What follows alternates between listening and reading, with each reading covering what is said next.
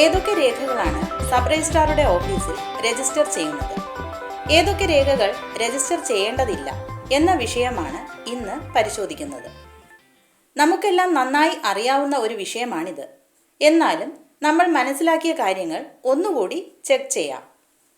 Registration ആക്ടിലെ chapter 3 ഡോക്യുമെന്റുകളുടെ രജിസ്ട്രേഷനെ പറ്റി പറയുന്നത്.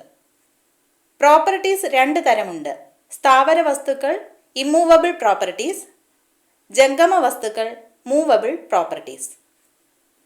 100 രൂപയ്ക്ക് മുകളിൽ മുഖവിലയുള്ള ഇമ്മൂവബിൾ പ്രോപ്പർട്ടികളുടെ രേഖകളെല്ലാം രജിസ്റ്റർ ചെയ്യണമെന്നാണ് പൊതു നിയമം. അതായത് ഭൂമിയിന്മേൽ വരുത്തുന്ന 100 രൂപയ്ക്കുമേൽ പാരിതോഷികം വരുന്ന എല്ലാ ഇടപാടുകൾക്കും നിയമസാധുത ലഭിക്കണമെങ്കിൽ അത് കമ്പൽസറിയായി രജിസ്റ്റർ ചെയ്തിരിക്കണം. 100 രൂപയ്ക്ക് മുകളിൽ മുഖവിലയുള്ള വസ്തുക്കളുടെ കാര്യമാണ് ഇനി പറയുന്നത്. രജിസ്ട്രേഷൻ കമ്പൽസറി ആയ ഈ രേഖകളെക്കുറിച്ച് സെക്ഷൻ 17 വിവരിക്കുന്നത്. ഇവിടെ നോൺ ടെസ്റ്റാമെന്ററി ഇൻസ്ട്രുമെന്റ്സ് എന്നാണ് പറഞ്ഞിരിക്കുന്നത്. അതിൽ നിന്നും വിൽപത്രങ്ങൾ രജിസ്റ്റർ ചെയ്യേണ്ടതില്ല എന്ന് മനസ്സിലാക്കണം. വിൽപത്രങ്ങളുടെ രജിസ്ട്രേഷൻ ഓപ്ഷണൽ ആണ്.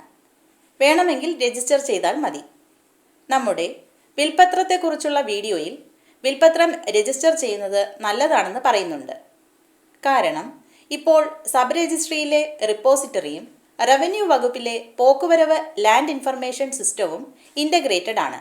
വസ്തുവിൻ്റെ ടൈറ്റിൽ തെളിയിക്കുന്ന ആധികാരിക രേഖ എന്ന നിലയിൽ വിൽപത്രങ്ങൾ രജിസ്റ്റർ ചെയ്യേണ്ടത് അനിവാര്യമാണ്.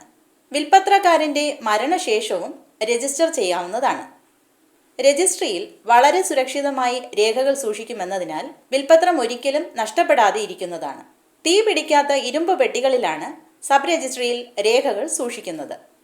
3-ാം പുസ്തകത്തിലാണ് വില്ലുകൾ രജിസ്റ്റർ ചെയ്യുന്നത്. മറ്റുള്ള ഡീഡുകളെല്ലാം 1-ാം പുസ്തകത്തിലാണ് രജിസ്റ്റർ ചെയ്യുന്നത്. വിൽപത്രം രജിസ്റ്റർ ചെയ്യാതിരുന്നാൽ കുടിക്കടം, ലിസ്റ്റ് എന്നീ സർട്ടിഫിക്കറ്റുകളിലൊന്നും ഇത് പ്രതിഫലിക്കുകയില്ല.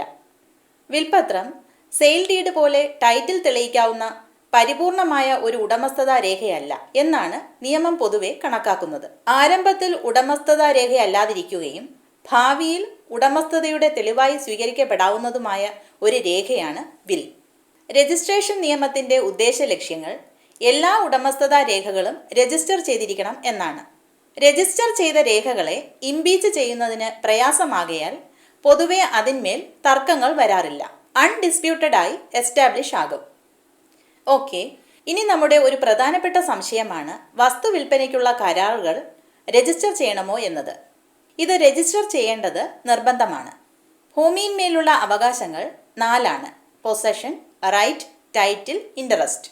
ഇതിൽ റൈറ്റ്, ടൈറ്റിൽ, ഇൻട്രസ്റ്റ് ഇവയെക്കുറിച്ചാണ് രജിസ്ട്രേഷൻ നിയമത്തിൽ പരാമർശിച്ച് കാണുന്നത്. ഇവയിൽ ഏതുമായി ബന്ധപ്പെട്ടും കരാറുകൾ എഴുതേണ്ടി വരും. ഈ 3 അവകാശങ്ങളും കൈമാറണമെങ്കിൽ, ക്രിയേറ്റ് ചെയ്യണമെങ്കിൽ, ഡിക്ലെയർ ചെയ്യണമെങ്കിൽ, അസൈൻ ചെയ്യണമെങ്കിൽ, ലിമിറ്റ് ചെയ്യണമെങ്കിൽ, എക്സ്റ്റൻഷൻ ഇല്ലാതാക്കണമെങ്കിലും എഴുതി രജിസ്റ്റർ ചെയ്തിരിക്കണം. ഇനി വാടക കരാറുകൾ നോക്കാം. വാടക കരാർ 1 വർഷം കഴിയുന്ന പക്ഷം അത് രജിസ്റ്റർ ചെയ്തിരിക്കണം എന്നാണ്. 11 മാസം വെച്ച് വാടക കരാർ എഴുതുന്നത് എന്തുകൊണ്ടാണെന്ന് ഇപ്പോൾ മനസ്സിലായി കാണുമല്ലോ. 11 മാസം വെച്ച് വാടക കരാർ എഴുതുകയാണെങ്കിൽ അത് രജിസ്റ്റർ ചെയ്യുകയോ ചെയ്യാതിരിക്കുകയോ ചെയ്യാം. അഡ്വാൻസ് തുക കൈപ്പറ്റുകയാണെങ്കിൽ, അതായത് ഭൂമി കൈമാറ്റവുമായി ബന്ധപ്പെട്ട് 2 ലക്ഷം രൂപ അഡ്വാൻസ് കൊടുക്കുകയാണ്, അത് എഴുതി രജിസ്റ്റർ ചെയ്തിരിക്കണം എന്നാണ് നിയമത്തിൽ. Doctrine of part performance English ലോയിൽ നിന്നും 2001 ട്രാൻസ്ഫർ ഓഫ് പ്രോപ്പർട്ടീസ് ആക്ടിൽ ഉൾക്കൊള്ളിച്ചത്. കരാർ എഴുതി മുന്നോട്ടു പോകുമ്പോൾ പിന്നീട് വസ്തു കൊടുക്കാൻ തീരുമാനിച്ചയാൾ കരാറിൽ നിന്നും പിന്മാറി വസ്തു നൽകാൻ തയ്യാറാകാതെ ഇരുന്നാൽ വസ്തു വാങ്ങുന്ന ആളിന് കരാറിലെ വ്യവസ്ഥകൾ പ്രകാരം വസ്തു കൈവശപ്പെടുത്താനുള്ള നിയമപരമായ അവകാശം ലഭിക്കുന്നു. ഇതാണ് പാർട്ട് പെർഫോമൻസ് എന്നറിയപ്പെടുന്നത്. ഈ പാർട്ട് പെർഫോമൻസ് അവകാശം സംരക്ഷിച്ചു കിട്ടണമെങ്കിലും നിർബന്ധമായും കൈമാറിയ തുകയും കരാർ വ്യവസ്ഥകളും രജിസ്റ്റർ ചെയ്തിരിക്കണം. ഇപ്രകാരം രജിസ്റ്റർ ചെയ്ത കരാർ ഉണ്ടെങ്കിൽ വിൽപ്പന നടന്നതായി തന്നെ നിയമം കണക്കാക്കും. ഗിഫ്റ്റ് ഡീഡുകൾ, അതായത് ഇഷ്ടദാനം, നിർബന്ധമായും രജിസ്റ്റർ ചെയ്തിരിക്കണം. ദത്തെടുക്കൽ രേഖകളും രജിസ്റ്റർ ചെയ്തിരിക്കണം. അതുപോലെ കോടതി വഴിയുള്ള കോംപ്രമൈസ് കരാറുകൾ രജിസ്റ്റർ ചെയ്തിരിക്കണം. രജിസ്റ്റർ ചെയ്യുന്നത് നിർബന്ധമില്ലാത്ത രേഖകൾ ഏതെന്നുകൂടി നോക്കാം.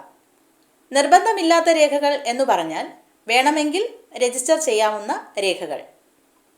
ഇതിൽ നേരത്തെ പറഞ്ഞ 1 വർഷത്തിന് താഴെയുള്ള വാടക കരാറുകൾ, കോടതികളുടെ ഡിക്രികൾ, സർക്കാർ നൽകുന്ന പട്ടയങ്ങളും ഗ്രാൻറ്റുകളും, റവന്യൂ ഓഫീസർമാർ നൽകുന്ന പാർട്ടീഷൻ രേഖകൾ, റവന്യൂ ഓഫീസർമാർ നൽകുന്ന സെയിൽസ് സർട്ടിഫിക്കറ്റുകൾ, റവന്യൂ ലേലത്തിൽ പിടിക്കുന്ന വസ്തുക്കളുടെ സെയിൽസ് സർട്ടിഫിക്കറ്റ്. ഇതിൽ സെക്യൂരിറ്റൈസേഷൻ ആക്ട് പ്രകാരമുള്ള ഓതറൈസ്ഡ് ഓഫീസർ നൽകുന്ന രേഖ വരികയില്ല.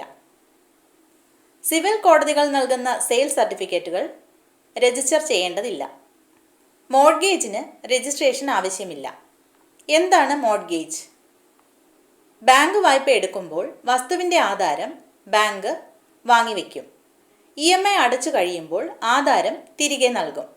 ഇത്തരം പണയപ്പെടുത്തലിൽ രജിസ്ട്രേഷൻ ആവശ്യമില്ല. ഇതാണ് ഇക്വിറ്റബിൾ മോർഗേജ്. കോമ്പോസിഷൻ ഡീഡുകൾ ഡെറ്ററും ക്രെഡിറ്ററും പരസ്പര സമ്മതപ്രകാരം എഴുതി തയ്യാറാക്കുന്ന ഇടപാടുകൾ രജിസ്റ്റർ ചെയ്യേണ്ടതില്ല.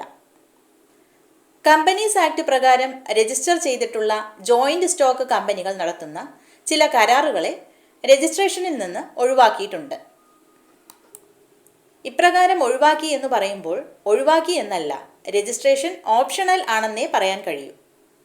100 രൂപയ്ക്ക് താഴെ മുഖവിലയുള്ള എല്ലാ രേഖകളുടെയും രജിസ്ട്രേഷൻ ഓപ്ഷണലായി സെക്ഷൻ 18 വിവരിച്ചിട്ടുണ്ട്. പവർ ഓഫ് അറ്റോർണി രജിസ്റ്റർ ചെയ്യുന്നുണ്ടല്ലോ, അതുവഴി വസ്തുവിൻ്റെ ഉടമസ്ഥത ലഭിക്കുമോ എന്ന് പലരും സംശയം ചോദിക്കാറുണ്ട്. ഇല്ല, പവർ ഓഫ് അറ്റോർണി ഒരു ഏജൻസി മാത്രമാണ്. ദൂതൻ എന്ന് പറയാം. ദൂതന് ഉടമസ്ഥത ലഭിക്കില്ല, പ്രധാനിയുടെ ഏജന്റായി പ്രവർത്തിക്കാം എന്നു മാത്രം. പ്രധാനി നൽകിയ അധികാരം വിനിയോഗിക്കാൻ കഴിയും. ഇപ്രകാരം പവർ ഓഫ് അറ്റോർണി വഴി ചെയ്ത ഒരു വിൽപ്പന നിലനിൽക്കുന്നതാണ്. രജിസ്റ്റർ ചെയ്ത ഒരു രേഖ രജിസ്റ്റർ ചെയ്യാത്തതോ വാക്കാലുള്ളതോ ആയ കരാറുകളെ ഓവർ റൈഡ് ചെയ്യുന്നു. അതിനാൽ രജിസ്ട്രേഷൻ എപ്പോഴും നല്ലതാണ്. Thank you.